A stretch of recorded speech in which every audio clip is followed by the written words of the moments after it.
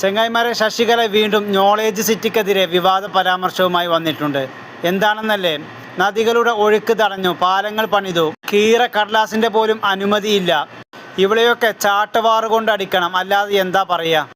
AP ഉസ്താദിനെ വിമർശിക്കുമ്പോഴും അല്ലെങ്കിൽ AP ഉസ്താദിൻ്റെ സ്ഥാപനങ്ങളെ വിമർശിക്കുമ്പോഴും ഈ അമ്മച്ചിക്ക് ഭയങ്കര റീച്ചാണ്.